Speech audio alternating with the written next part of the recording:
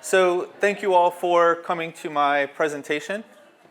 For those who haven't met before, my name is Andrew Case. I am the Director of Research at Volatility and also one of the core developers on the Volatility project. Today we're going to be looking at a number of cool features in Volatility 3, things that are new to the framework and that also work much better than they did in Volatility 2 if you use the original version of it. And for this, instead of showing you a bunch of random memory samples and malware, we're going to focus on two particular malware techniques, the ones that we see the most in our investigations and the ones that are the most devastating, in particular credential dumping attacks as well as loading rootkits. And what we're really going to focus on with those are the ones that work on modern versions of Windows. So with Windows 10, with Windows 11, and their server equivalents, there are a number of protections built into the operating system, ways to try to stop these attacks. But as we probably all know, there's bypasses, there's weaknesses in them. And during our investigations, we still see them working pretty regularly. So some quick recap for people who've maybe never seen memory forensics before. The reason we care about it so much, the reason it's used industry-wide now, is when you look at modern attacks, there's either very little or no artifacts on the file system. So if you reboot that machine, or if your method of acquisition is just to pull a disk image, well, you just got rid of all the evidence and you're not going to be able to recover anything. And then even if you have full PCAP on the network, whatever is there that's traversing the network is going to be encrypted. It's not going to be very helpful anyway. And then as we all know, live forensics, the whole point of malware is to hide from that. So if you run a live utility to enumerate processes or network connections or services, the first thing malware does when it loads is hooks those APIs so that it's not going to show. So we really end up in this place where if you're not doing memory forensics, then you're not seeing the malware that is out in the wild. What I have down here at the bottom, this report with some quotes, there's an infinite number of these reports now, but Microsoft actually did a really cool one late last year. This was on a commercial company out of Australia that was selling basically spyware at industry scale, industrial scale. Microsoft shut their business down basically overnight, burned all their malware. And the reason I'm talking about it here is Microsoft named this malware core lump, and all throughout the report, every aspect of this modular framework, it talks about how it all resides exclusively in memory, and then the capabilities are everything you'd want to stalk someone, right? So key logging, screenshots, the webcam, the microphone, all of the key aspects of the malware, the stuff you would actually need to figure out what happened and to detect it is memory only. And so, like I said, we see these reports and types of malware all the time, but this was a really high profile one because it was basically a commercial company getting shut down. In terms of Volatility 3, especially I've met some people today who are long-term Volatility 2 users. So back when Volatility 2 was first created in 2007 and then demonstrated at Black Hat 2007, things were a lot different, right? We literally did investigations on memory samples from machines with 512 megs of RAM. If there was 2 machines that were compromised in investigation, that was a large-scale analysis type we had to do, and Volatility had like 12 plugins. All of that is orders of magnitudes greater now, so we regularly see systems with 64 gigs, 128, 256 gigs of RAM. We have dozens of samples that we want to investigate at the same time, and there's so much stuff in memory that you have to run many, many plugins to get all of that out. So with Volatility 3, we started from scratch rather than trying to patch in core parts of Volatility 2. We literally started from scratch. Every line of code, the way the framework works, all the backend, all the plugins is completely new to meet these more modern needs. To start, it's rewritten in Python 3, so Python 2 is not maintained for a long time now. It also has a lot of, Volatility itself was not written with major performance in mind back when the largest memory sample you could possibly get was 1 gigabyte. With Volatility 3, performance is at the forefront of all of the backend design. And another big thing is you don't have to do the -- profile anymore. You don't have to know the OS before you analyze it. So if we compare looking at Volatility 2 against a sample versus Volatility 3, with Volatility 2, we're focused on Windows on this slide, right? You have to run kdebug scan or image info, figure out the OS, run the plugin. With Volatility 3, you just run the plugin against the sample. So if you're in a modern investigation, as we call it, and you have 10, 50, 100 memory samples, you can just script around Volatility, run it against all of them in parallel, and now you have the output that you want. So knowing that we can do this across a bunch of samples, Volatility 3 will let us get all of that data out no matter how many memory samples we have available. What we're going to do for the rest of the talk is looking at Volatility 3 actually finding this malware. So at Volexity, we had two pretty large internal research projects over the last year or two. Like I said, credential dumping and the rootkits. The types of investigations that we work, the clients are very targeted. They get hit with malware that is purpose-built. The vast majority of it's automated. And the first thing we see basically across every attack is access to credentials. Because you can imagine if you want to perform lateral movement, or if this is ransomware that wants to spread as far as it possibly can, you need credentials to do that. If you have a phishing attack and you get, say, one person, access to one person's account, they're probably not a domain admin. In many cases, they're not even local admin on their machine. So you need to be able to perform lateral movement with much higher credentials. And unfortunately, what we see in a lot of these cases is when this works, when those real credentials are accessed, it leads to a complete network compromise. You end up in a very, very difficult situation where if the attackers have enough credentials, they can impersonate any user on the network. And in many cases, they're going to tamper with the domain controller so you don't even have authentication logs. So if you look at what I would consider kind of outdated playbooks for incident response, it's like find the one account that was compromised, disable it, look for it in the logs to see what it accessed. That does not work in real investigations because you end up in a situation where any account in your environment literally could have been used during that attack, and that's what we see as the attackers bouncing between attacks. In case you do close off one or two, well, they're already ready to use 20 or 30 more. And we've seen over and over again, it's being talked about publicly more now. I've seen it in other talks at conferences and when I read white papers. A lot of companies just rebuild their network from scratch, trying to work around this, especially if they wanted to, say, get an all-new environment on-prem or they wanted to move to the cloud. This is kind of their kick to say, hey, we're so insecure, this is hopeless, let's just redo everything from scratch, which is obviously expensive. It's hard for the company to do, but if attackers have access to literally every account in your environment, what can you do at that point? So when we look at gathering credentials, we have what I would consider more of an old school way now, which is the direct access. So you're going to inject code into LSASS. If you're not familiar with this, LSASS has all the credentials on the machine. This is on every individual Windows machine. On the domain controller, it is involved in authenticating all the users across the network. So by getting access to LSASS, you have access to the credentials on that machine. So if you can inject code in there, you can get the cache credentials in many cases, as well as the live credentials as people log in, and so on. I call this kind of old school because Microsoft has shut this down a lot, as we'll talk about in a couple slides. But if you're in an environment where they're still on like Windows 7, or even if they're on Windows 10 and they haven't configured things correctly, this is still possible, and we still see it from time to time. Fortunately, memory analysis works great on this. The vast majority of the malware that we see still doing this type of attack just rips off Mimikatz, right? A lot of times it's modified source code. It's not Mimikatz itself. Don't think, hey, we're detecting mimikatz.exe. It's just malware re-implementing those ideas. Volatility, in this case, malfind, is going to catch that right away. This is Metasploit. Again, Metasploit's implementation is basically the Mimikatz one. So in this case, we're not catching it through malfind, but we're doing analysis on the threads. So we're saying, hey, all of these different parts of LSASS's code where it's running, one of these parts of LSASS's code is no longer backed by a file. So instead of being in a DLL, it's in a shellcode region. We can catch that right away. The malfind was very similar. Over here, we have the API names for getting access to credentials. We then have a memory region with that code. But like I said, we're not going to spend a lot of time on this because this is credential gathering from a couple years ago, right? So people are more familiar with it. The really interesting aspect to credential gathering and how we see it most often in the wild is what I call offline analysis. So we're not injecting code into LSASS because a properly configured Windows 10 or 11 won't let you do that anyway. So what we're going to do is abuse some of the built-in APIs to access the credentials. And this is where this particular research project we did was extremely fun because all of us at Volexity learned one or two things along the way. So the idea is whether it's the OS or whether it's your EDR, trying to inject shellcode into LSASS is very difficult. But what you can do is abuse one of these APIs.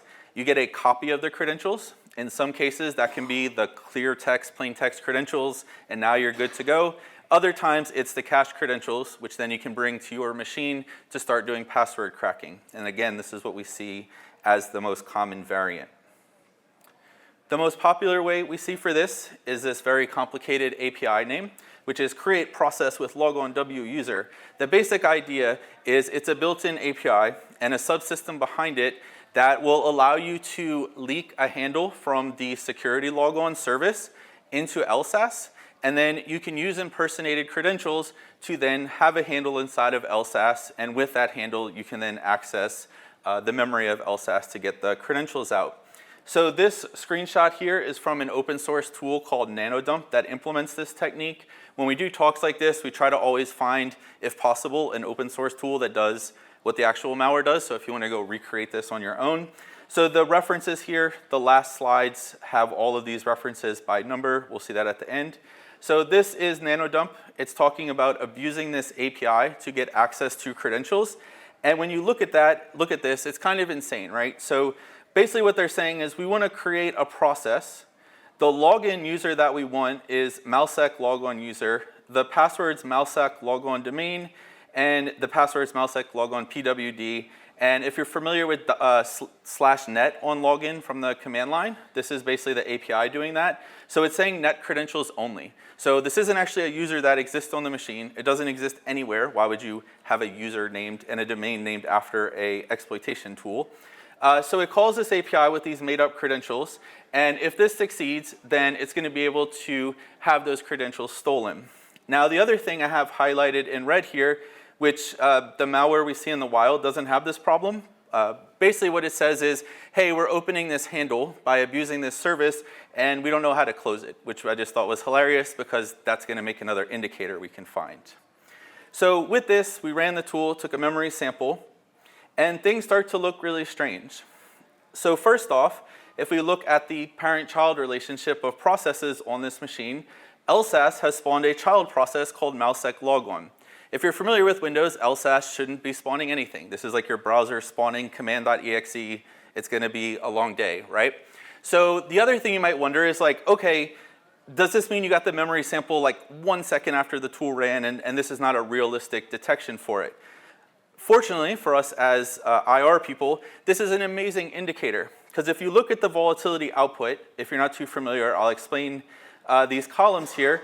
Basically, these columns here in red, this is the number of threads that are running in that process. And then this should be the number of handles that are open for running processes. But basically, we get dashes, which is volatility's way of saying, hey, this handle table is busted. It's not a valid pointer.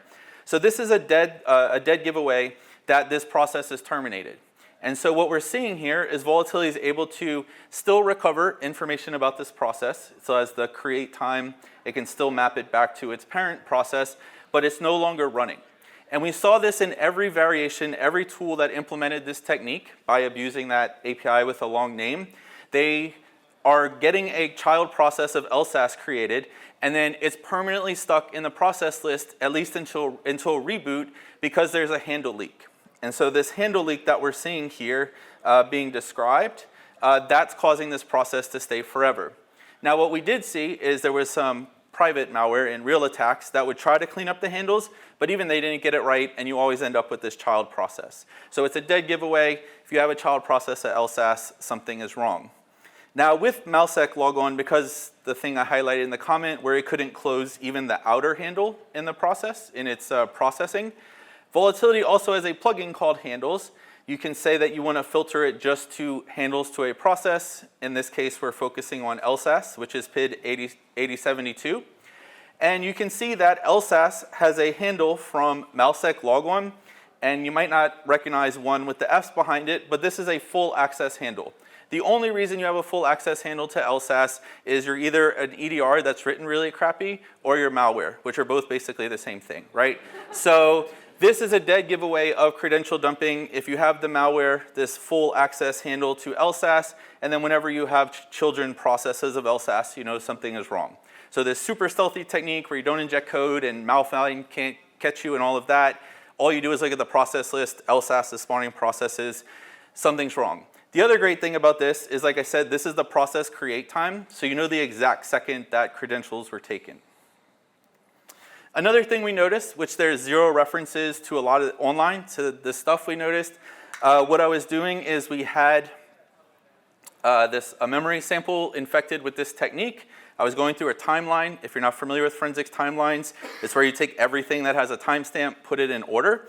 And what I noticed is that inside of the service for sec logon, which again, that's what that API is abusing, at the exact second, so like as it's servicing that API call, it loads DLLs related to crypt base.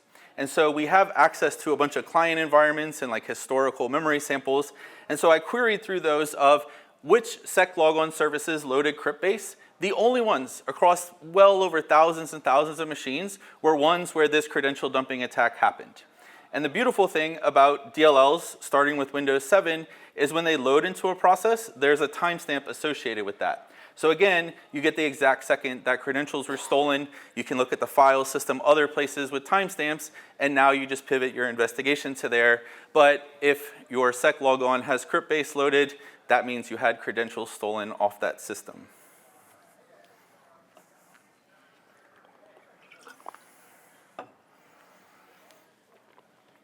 This is event logs, and so just to point out, this is outside of volatility for a second, but with event logs, you have the logon records. These are not recorded by default, but many environments record it anyway. And I just wanted to show it because of how ridiculous this logon record looks when you have this attack. So basically what it's saying, it's a logon type 9, so that is your network credentials logon. And if you look at the username, it is the one from the API called malsec logon user, and the outbound domain name, which is not an Active Directory domain that exists in this entire environment, is also malsec logon domain.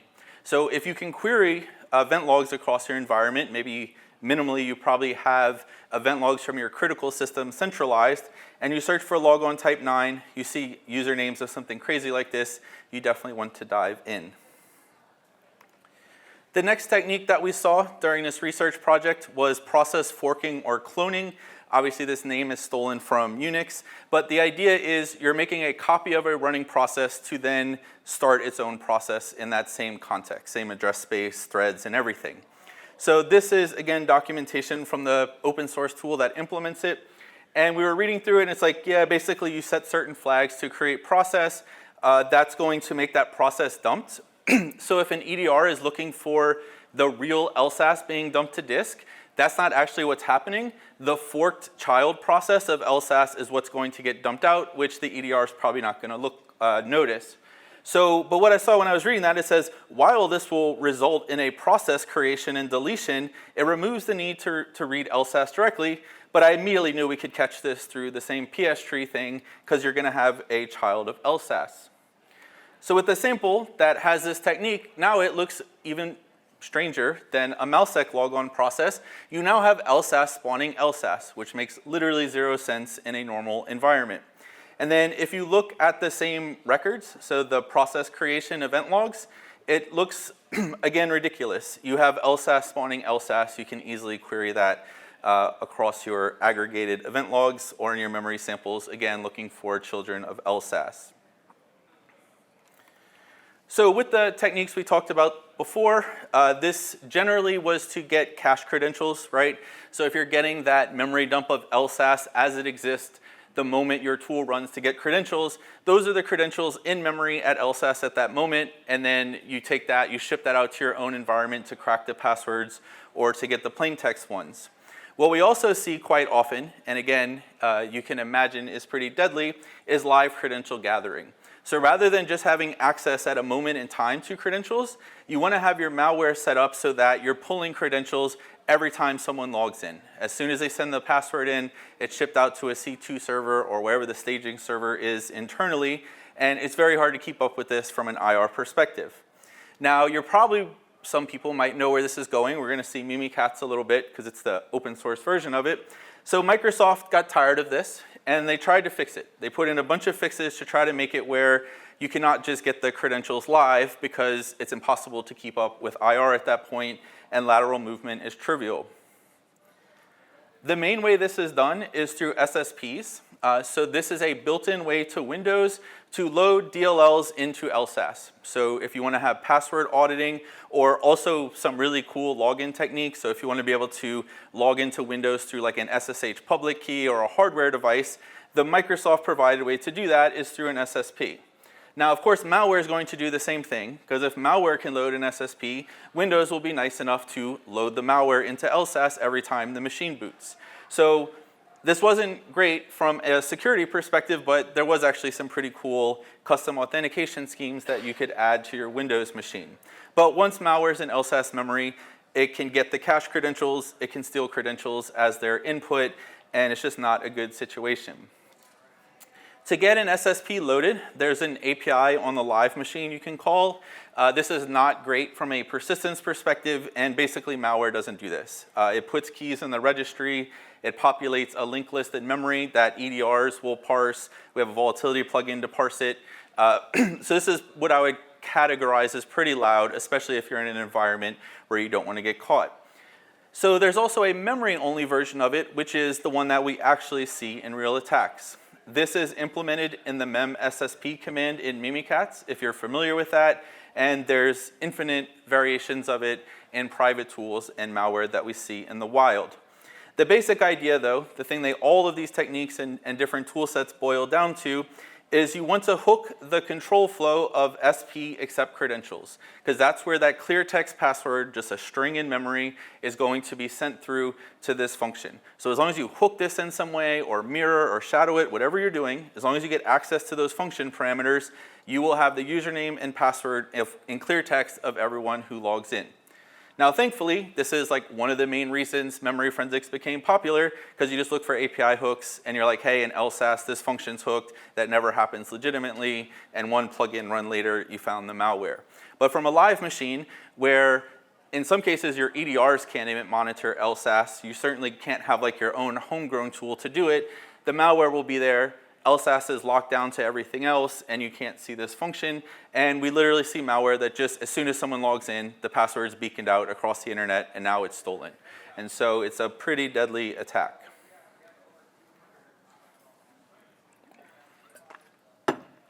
As I mentioned, Microsoft wanted to stop what is considered these very trivial attack methods. So they put significant effort and tons of documentation on stopping this.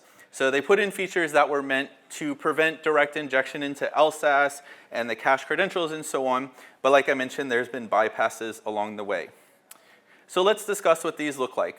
The first thing they did was disable wdigest by default. Wdigest is what you see if you run this command, the wdigest command of Mimikatz, which is where you get the clear text passwords of the users. So this is obviously painful, right? You inject into LSAS, there's a doubly linked list waiting for you of all the users that have authenticated. You get clear text username and password. Kind of ridiculous, right? So starting with 8.1, and so on to Windows 10 and 11 and so on, Microsoft disabled this by default. So you do not have those cache credentials. But then, of course, what the malware authors did is they looked at the implementation and they saw, hey, there's this wdigest key, which at this point is documented on the MSDN also. So there's a registry key that actually controls whether wdigest is going to hold on to credentials or not. Because for backwards compatibility, it's still there. The DLL still loads, it registers, and so on. It's just not active by default. So this is from that same Microsoft report that I quoted before, where they were tracking down this particular threat group, if you want to consider them that, a commercial company. And basically through the reg add command, so changing the registry on the running machine, you're just like, hey, use logon credential, which is wdigest. Let's just turn that back on so that the credentials immediately populate again. And Windows is nice enough to basically notice that key change and be like, sure, I'll store the passwords again for you. So thankfully, people, I'll talk about this in a couple of slides, you can monitor this key in real time through object access. So companies and EDRs and such would watch this key. If something changed it, it's like, why would you enable wdigest again? This would get caught. So you might know where I'm going, because the next thing malware did, the next iteration is like, writing in the registry is very loud. It's persistent on disk. Things are monitoring that key. Let's figure out what that key is actually manipulating in memory. So in memory, there's two global variables related to that key. And it is credential guard enabled, which we'll have a visual of in a couple slides, and the use logon credential, which is the same as that registry key. So if you flip these in memory from the default, they get changed back to where the credentials will be cached again. So you have those plain text credentials cached in memory. The registry is exactly the same. This doesn't magically change the registry key. So even if you look at the registry key on your domain controller or other critical systems, it still looks off. But in memory, these values have been switched, and then results the same. All the passwords are there, and you can steal them. So you can imagine you want to detect this. Through event logs, it's definitely worth using object access on that registry key if you don't have an EDR or some other tool doing that already. But like I said, the malware is going to get into LSASS and just flip those global variables around, and credentials are stored anyway, which you might imagine memory forensics is really good for, because we can read the memory of LSASS, use the symbols to find these variables, and then see if they're flipped. So it's probably like a 10-line volatility plugin to catch this, and then now you know whether the credentials are actually being accessed or not. And this is something that these two global variables and how easy it is to flip it is something that malware definitely takes advantage of.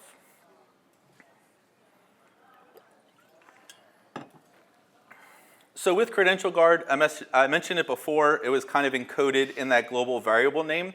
The idea is trying to keep malware out of LSASS so it can't just come a week or two later after you logged in and steal your credentials. Microsoft was tired of fighting that battle. So for that and other reasons, they came up with what is actually a really cool security feature, which is what you see as your desktop environment. So I'm on a Mac, so I can't exactly show it. But if you have a Windows laptop desktop with Windows 10 or 11, you probably have Credential Guard on unless you turned it off. So what you see as your desktop where your browser runs and all that stuff is a VM of a very small security hypervisor. And then all the authentication controls and the hashes and so on, those are in a totally separate virtual machine. And so the idea is, in your VM, you cannot access that other VM without some crazy exploit. And the LSASS that's in your side of it does not have the credentials. So even if you use the APIs and techniques we talked about before to dump out LSASS memory, the credentials simply aren't there. But there was limitations to this, of course, right? Because even when you log in and you're typing on the keyboard or someone like RDPs to that machine, the way that bridge works, if you want to think of it that way, between your desktop or that machine and then that secure guest of the hypervisor is the credentials still go through the LSASS that is on your system, and then it's passed to that hypervisor VM. So sure, we can't get the cache credentials without getting access to that VM, but we can still use techniques like memSSP to just steal them in real time.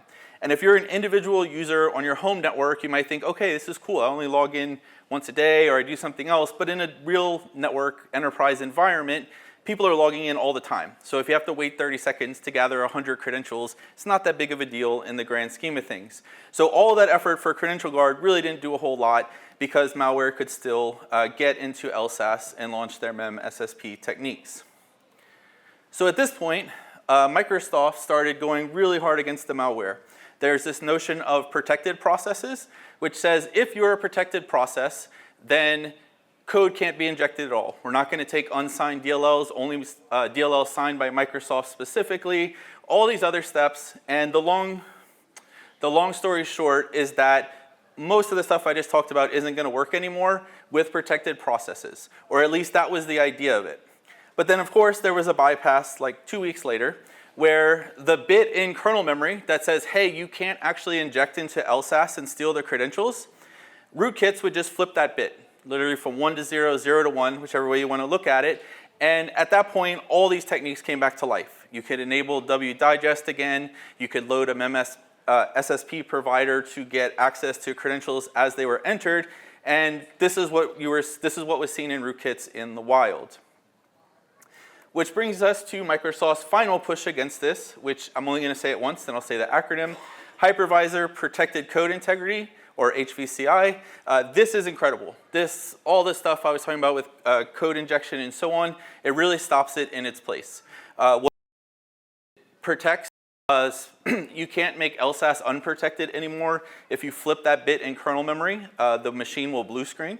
and you'll then have a crash dump of exactly the malware that did it that you can analyze in WinDebug or volatility and so on. There's even more protected information in that isolated VM. And the other thing malware was doing once some of these protections were in is instead of trying to read-write LSAS memory from a different process, Mimikatz got a signed driver, which was kind of hilarious. And then all of Mimikatz was re-implemented from the kernel. So it would just attach to the LSAS address space from the kernel, get all the credentials out, all the same stuff. So with HVCI, you don't have that either because you can't write into LSAS memory. The only thing you can do is read, and then it's basically like a race condition. You'd have to like pull the page where hopefully credentials pass through, and then maybe you could get credentials out. So with HVCI, things are really locked down. In my own experience with the investigations we work, plus all the reports I read around the industry, I don't know of any attack technique or like recent attack where HVCI was enabled and credentials were just flowing out of the environment. So if you're in a situation where you have any influence on configuration of your servers, whether you do that yourself or you can talk to the IT team, whoever's controlling that configuration, if you can get HVCI enabled, you'll need a somewhat recent hardware, last couple years. You'll obviously need Windows 10, 11, the server versions of those. But if you can get this enabled, a lot of these credential dumping attacks simply don't work. But like I said, with rootkits loaded, there's still some windows open, and you really have to have everything configured correctly to make this happen. Which brings us to the second part of this big research project we did, which was the rootkit aspects. So we saw where with these credential dumping tools, in many cases there was a rootkit involved with it. A rootkit would come down as part of the malware that was downloaded initially or what the attackers later loaded on the machine. And quite honestly, we were really confused, very, very confused the first time we saw, because we went a long time without seeing a rootkit on a Windows machine, and that was because of this, driver signing enforcement. It's really annoying if you try to load like custom tools or different things on your machine, but it provided a great security benefit because the idea was if your driver wasn't signed, you couldn't load it on the machine. So we went what was probably a 2-3 year period where I don't think we saw a single new rootkit in the wild because you couldn't get it loaded anyway, so why would you put the effort? This led to a bunch of interesting new techniques of userland malware, so malware that runs in process memory, but we really didn't see kernel memory or kernel rootkits. And then we started having investigations where we were detecting kernel rootkits, which everyone at Volatility was confused at that point because how are these rootkits loading? And so the way this is supposed to work is if you're going to load a driver the way Microsoft provides, you're going to create a service, you're going to say that that service loads a kernel driver, you give the path to your kernel driver on disk, that information gets encoded in the registry, and then the next time the system restarts, that service is going to load. So this is the boundary, right? You create a service, the operating system goes to load your driver, and you just compile that driver on your own machine. You don't have a code signing certificate from Microsoft, and the rootkit doesn't load. So something was breaking this boundary, right? Somewhere in that service creation, these rootkits were starting to load and infecting systems. With the driver signing changes, so this was some of the first information Microsoft put out about driver signing, it says everything has to be digitally signed with a certificate from Microsoft, and not only do you have to sign it directly, you also have to get it cross-signed from Microsoft. And the reason for the cross-signing is what's down here, which is basically they were giving out driver signing certificates to companies. Those companies would get hacked, the attackers would steal their certificate, and then what's the point? Now the rootkit looks like, I won't call out companies' names, I almost just did, but companies that we all know, they had their signing certificates stolen, and then the rootkits would just load at them. And then what are you going to do, like blacklist the provider of your network card or other hardware on your machine? It really doesn't work. So this picked up a lot of steam, many stolen certificates and many high-profile attacks, and it really became a huge problem. So you can read some of those. For historical information on this, this is the page from the cross-signing. So not only do you have to pay Microsoft to get a certificate in the first place, which we've gone through this before. It's not just like, hey, fill out one form, put in whatever email you want, and they give it to you. They check your company, check your address, like make sure you say who you are just to get the certificate. And then if you want the driver cross-signed to then load on Windows 10, Windows 11, and so on, that cross-signing means you have to upload it to Microsoft. They run whatever magic they do on it once it hits their servers. And if that magic says it's okay, then you're cross-signed and you can load on Windows systems. So you can imagine as a malware author, one, you're probably not giving Microsoft your home address or whatever else and bypassing that. Even if you fool them in step one and you get a certificate, if you want your malware to load normally, you have to upload it to Microsoft to sign it. So it's like, hey, Microsoft, take every iteration of my malware to keep signing. It's just not a realistic workflow. And again, this is why we stopped seeing rootkits for a while.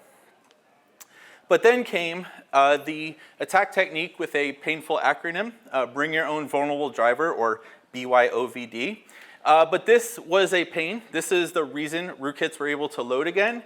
And I just wanted to point out in this slide that these attacks started probably in 2020, 2021.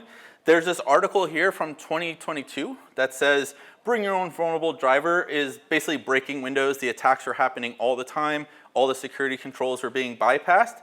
And then I have the arrow here. This article is literally from last week. These attacks are still ongoing, still vulnerable drivers. It is a huge issue. So if you haven't heard of this before, like I said, you can get a copy of the slides after. These are some reports. This is from Rapid7. So back 2-3 years ago now, with the versions that were out there then, even though this report is a couple years old, it's amazing. They break down every rootkit, every way it loads through the kernel and so on. If you want gory technical details, this report from Rapid7 is extremely well written and worth the time.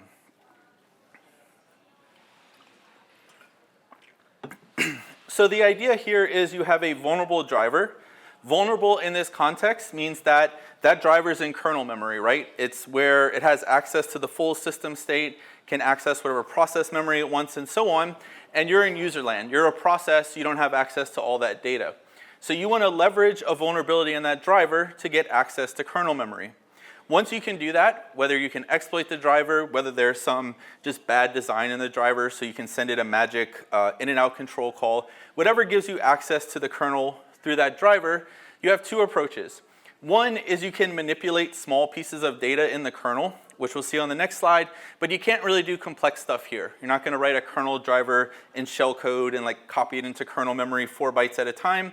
What you really want to do is make it where the kernel will accept your driver, and then you can move to stage 2, which is once the kernel will accept your driver, so you're going to bypass the driver signing enforcement, then you can just load any rootkit like you did before, and this is what we see over and over and over again. It's plaguing the industry. This is not just some magic that only Volatility sees. The first version of this bypass was honestly kind of painful. You can imagine that all the research and stuff that went into trying to stop these drivers from loading. But then the end result was in kernel memory, there was a global variable called GCI options, where if it's set to 0, driver signing enforcement's disabled, and if it's anything else, it's enabled. So going back to this slide, what the rootkits would do is take advantage of whatever vulnerability gives them read-write access to the kernel. They would flip this one bit in all of kernel memory, and now they could just load their rootkit as a service and take over the machine. So thankfully, Microsoft cleaned this up a little bit. What they did is PatchGuard now protects that bit. So if you flip that bit, the machine will blue screen. But it led to one of my favorite pairs of blog posts ever. So this blog, these are two separate ones. The links are at the end of this presentation. But these are very, very technically detailed posts on how all of this works, what's going on in the background. And the end result is like, sure, you can't flip this bit anymore, but that bit is checked through like 40 different function calls. So all you have to do is hook one of those 40 functions, and it's the same thing, and Microsoft can't magically protect all of those functions through PatchGuard or whatever else. So the end result is we had this one marker to know if DSE was disabled or not, and now there's no way to do it directly in memory because you could just hook anywhere along the code path. But what we figured out during this research that was really, really nice is there's some event logs that track this really well, but it's also extremely painful. So the first one is the Windows Code Integrity Operational Log. In particular, event ID 3004. So you can see it here, the provider, the event ID. And then what this is doing is recording the path. So this is the full path of the unsigned driver that loaded. And if you look at the description, I'll just read the first sentence. It might be hard to see up here. It says, this event isn't common, and it may occur, blah, blah, blah. It typically indicates a kernel driver tried to load with an invalid signature.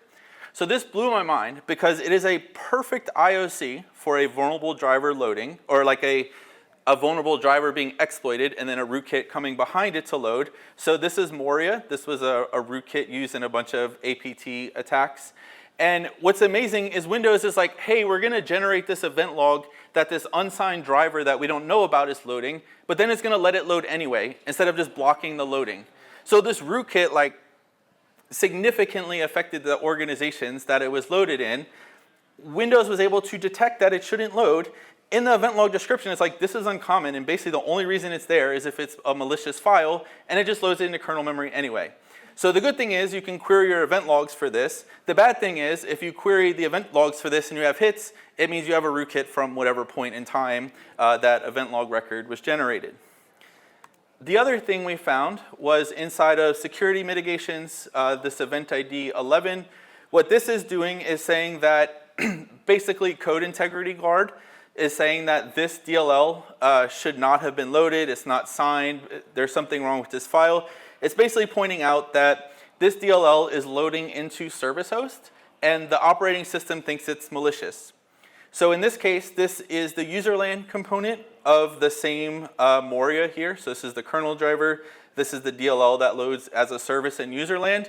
And this was hilarious, so I have to be really careful when I say this to never mention names. But like I said, we have access to a lot of different environments, a lot of different historical data of what was loaded in memory and memory samples from real systems, not just little like toy VMs in our research lab. And so I queried this, when we're doing this research, I queried this across many, many environments, many, many machines in total. And you will be very surprised to hear this. The only things that triggered this, which means you're loading unsigned, crappy, untrusted DLLs into privileged service host processes, the only software that did this was rootkits and EDR vendors. And so we sent this to our clients like, hey, you should query for this, but you're going to see your EDR in there loading unsigned code into privileged service host, which means if malware ever overwrote the EDR's DLLs, they would load as the EDR into the service host for quite a few products actually. And to this day, it still holds. The only thing we see is a rootkit or EDR in service host in an unsigned state.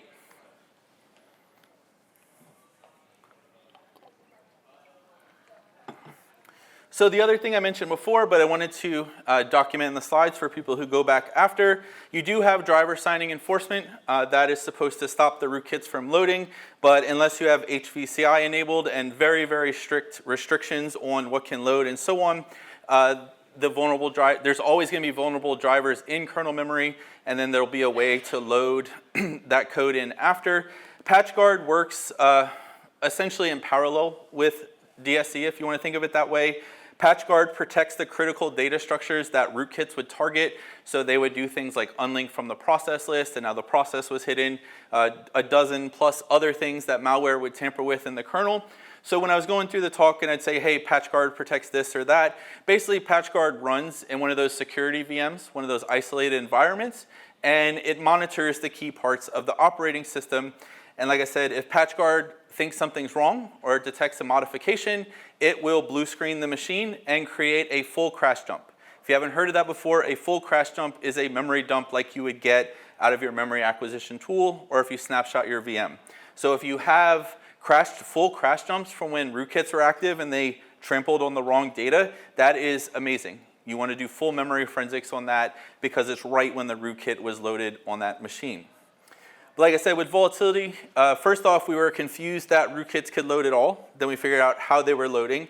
And then what we wanted to do is we knew PatchGuard was protecting a lot of the data that we used to look for. If you're familiar with memory forensics and you look at the PatchGuard documentation, the vast majority of the protected places that from PatchGuard are places that we used to always use in volatility to find rootkits. And so all those got closed off by PatchGuard being implemented and updated. So we wanted to see what was still viable. Like, how do we find a rootkit on Windows 10 or 11? Because we immediately knew that some of the techniques from 7 and XP and so on were just no longer viable. So we needed to update our workflow. So this is showing off some Volatility 3 in the kernel. So the first thing we have is the windows.modules plugin. This is going to list all the kernel modules, their address in memory. So this is the address in kernel memory where that executable file starts. You then have the size, and then this is the path from disk. Unfortunately, this is not super helpful from like a triage or automation perspective because any Windows system is going to have several hundred kernel modules. So you're not going to memorize that or try to figure out which ones are legit or not. But as we'll see, this serves as a very nice point to figure out which modules on the system are legitimate and not malicious. The second data structure we have to track these loaded kernel executable files are drivers. So in 99.9% of cases, when you legitimately load your driver through a service, you're going to get this module data structure that we get in windows.modules, and you're also going to get a driver data structure that driver scan is picking up on. And what you'll notice is this also has the base address of those modules as well as the size. This also, the service key here says where it should be in the registry. So if you have a driver without a service, that's usually something you want to look into. But the start address here and the size are really helpful because it tells us where every module or driver should be in kernel memory to start and then how big that driver is, so obviously you can figure out where it should end. So by having this mapping of all the legitimate modules that are in the list that we can find through memory forensics, it lets us find what is the most common way that malware rootkits try to hide on the machine. So previously what rootkits would do is unlink from the list. So then in modules here, that wouldn't be present. And then, so if you go to look for the path on disk or your AV, and you walk this list in kernel memory to know what to scan on disk, by unlinking from the list, you have this hidden set. I have a bunch of stars behind it because this is one of the things PatchGuard protects. So if you try to unlink from that list, you're going to blue screen the machine. So what that brings us to is the next two steps, which basically every rootkit that we studied did. What it's going to do is change its own metadata such that the base address and the size are going to be zeroed out. And so that way, if you're AV, if you're an EDR, you want to scan this driver for signs of malicious activity, well, you don't have a lot of luck because all that's been changed. Fortunately, that doesn't really bother us with memory forensics because we're just going to do a comparison anyway. So this is the dirty mode rootkit. This was in some very targeted environments, and then you can see this one company did a 40-minute read on it. It was like a very deep breakdown. But the idea was if you run driver scan, you can see that the metadata of the malicious module is zeroed out. So it has no base address and it has no size, which doesn't make a whole lot of sense. You could manually run this in grep and so on, but that's annoying. So instead, we wrote a plugin called driver module, which automates this and basically says, hey, if there's a module, if there's a driver that doesn't map to a known module, that's a rootkit. Now there's a couple exceptions to this. They're built into Windows, so we just ran this plugin across every version of Windows, put that into an acceptable list, right? And so that's where this known column comes from. So file system raw on every version of Windows is going to trigger this plugin, but that's fine. We're telling you it's known. And then the only ones that were false across hundreds and hundreds and hundreds of memory samples were rootkits. And it was a dead giveaway that was a rootkit trying to hide on the machine. Obviously, you can then go back, find where it is in kernel memory anyway, and drop it out to disk. And then just real quick for people who have done memory forensics before, a lot of the techniques that aren't covered by PatchGuard are still being abused by rootkits. So you can see here you have your IRP handlers. That's what a driver has to implement so you can write to the file system or send on the network. Rootkits will implement these as well so the user land part can talk back to it. We love these for memory forensics because it's super, super loud. So this is the Ghost Emperor rootkit that Kaspersky wrote about. It says, hey, it hooked the network stack in NSI proxy by hooking the in and out control handler. Well, if you look here for the NSI proxy driver as volatility, prints it, and then this is the in and out control handler. We're like, hey, this doesn't map to a driver we know about, and here's the address. So you just go look there in kernel memory, dump it out to disk. You found the rootkit in one plugin invocation. And then same thing here with that dump audio codec. Sure, it zeroed out its metadata, but we can just go look at its IRP table and we know exactly where it lives in kernel memory. Basically, all that anti-forensics was a waste of time. And then same thing with device trees. Drivers can stack through the device trees so that your AVs and encryption and all of that can play nice together. This is also something rootkits do all the time. So again, trying to hook the network stack, we find it right away. Trying to hook the NTFS file system stands out very, very loudly, because why is random audio, in quotes, driver hooking the file system?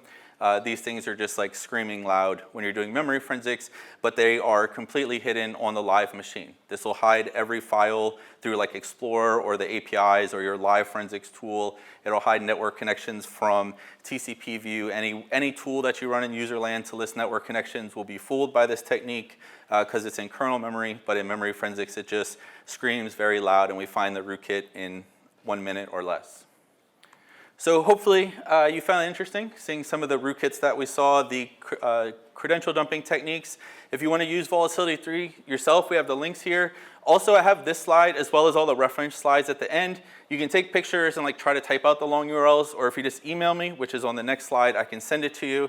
So this is the GitHub page. Volatility 3 is fully open source. This is the read the docs. We have a Slack server if you want to join and ask questions or just see things that are as they're being published, and then we also maintain a mailing list.